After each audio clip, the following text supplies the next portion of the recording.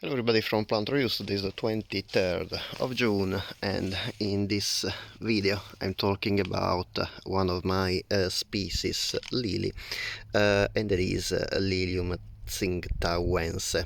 I misspelled the name in the label, but basically I wrote it tsingtauense, but it's actually tsingtauense. And it is also commonly known as Twilight Lily. This is a very young plant. I bought the bulbs of this plant about 2 years ago, and they were pretty small bulbs. Last year indeed they didn't bloom, but I'm very happy that at least this year I had one flower, even if, as you can see, it is a little bit misshaped. There was probably because it's a young plant, the flower has only 5 full tepals, but the sixth one is, as you can see here, is very small. It's a bit deformed. However, I'm very happy that this lily shows its beautiful bright orange color that is typical of the species. The plant is a species, Lilium tsingtauense, that is native to Korea and eastern China. And indeed, the name tsingtauense comes from the city of Tsingtao, also known as Qingdao, in China. The plant is a plant that is a medium-sized lily. Now this is a very young plant, so it's about sorry, my paper with my notes in case I forget to some of my notes. So you can see here the plant is about at the moment 30 centimeters tall. However, as an adult plant it can grow up to about 90 centimeters tall. That is roughly 3 foot tall. This is a lily that usually grows 1 or 2 whorls of leaves, and as you can see here, I think it is the leaf of one bulb, so actually this doesn't belong to the same bulb. And you can see indeed that in this very young plant we have only 1 whorl of leaves and a couple of oval leaves on the top, and then the upward facing orange flower.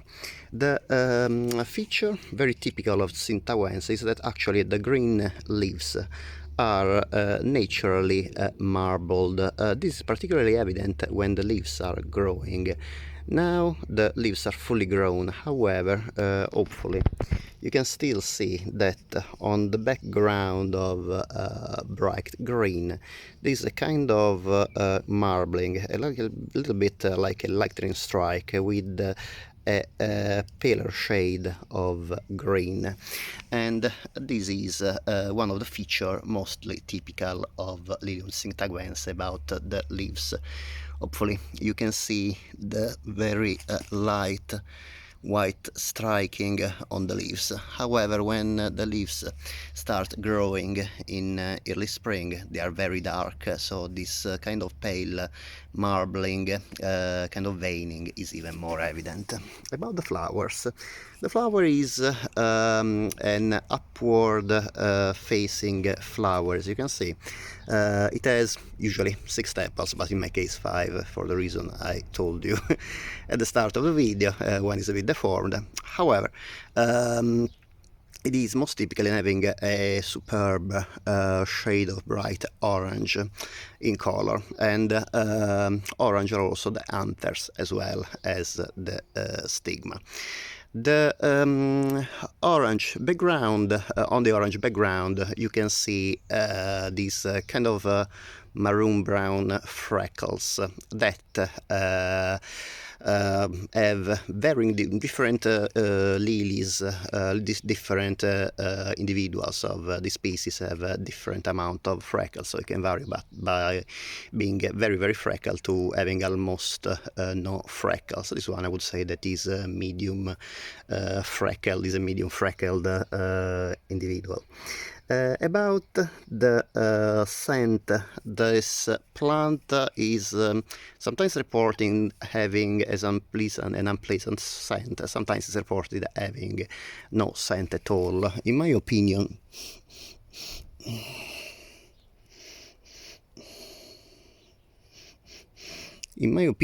it has a chocolate scent that is actually very nice.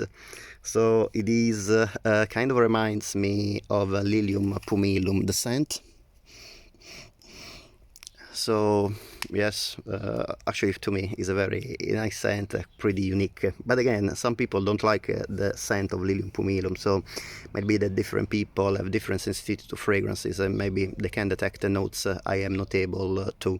So remember, as usual, if you choose fragrant plants, the best is to smell the flowers yourself first, because some people like some fragrances and some people might not like them, or some other people could not even detect them. So that's the thing about fragrant lilies. However, definitely what I like most of this lily is the color.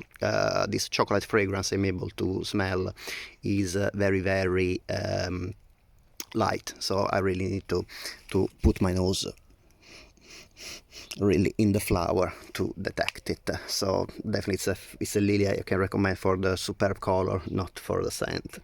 About the species, this is actually a species able to hybridize with Lilium martagon and Lilium ansonii, as well as with other species, including Lilium disticum. Lilium disticum is a species that actually has very irregular flowers, and also usually orange, freckled orange. And the feature of Lilium disticum is that the 6 tepals, rather than being star-shaped, distributed like in a circle, they are actually mostly disposed like a rising sun. So basically, one of the tepals, rather than being opposite to the say the 6th step, rather than being opposite to the 3rd one, is actually very close to the 5th one. So basically you have this irregular shaped flower, a little bit like actually this flower look if we ignore this small tepal, that is deformed. Some sources state that actually many of the Lilium tsingtauense on the market are actually hybrids with Lilium disticum, or possibly Lilium medieloides. However, this shape is closer to Lilium disticum than Lilium medieloides. However, I bought this plant from Pitcairn Plains, Lilium tsingtauense, so I believe that hopefully this nursery is labeled plant correctly. It is a nursery specialized in alpine plants and bulbs, so I hope that it is the nursery has a very knowledgeable staff that knows about the classification of lilies. However, the quality of the lily bulb was great. I planted the bulb in acidic soil, and very well drained is very important for lilies in general. And I kept the pot where I am growing this lily in full sun, and as you can see, I am really happy of the result. About the hardiness of this lily is hardy in USDA zones 5 to 8, so quite a wide range of hardiness stones, and definitely hardy throughout the United Kingdom as well as most of the temperate climate countries. As usual, I hope that you enjoyed the video, and if you like this video, it would be great if you can please give a thumbs up, and if you like this video and the other videos on my channel, it would be great if you can please subscribe. It is completely free for you, but of course in this way you help me to support my YouTube channel. Thank you very much for watching, and I hope to see you next time. Bye.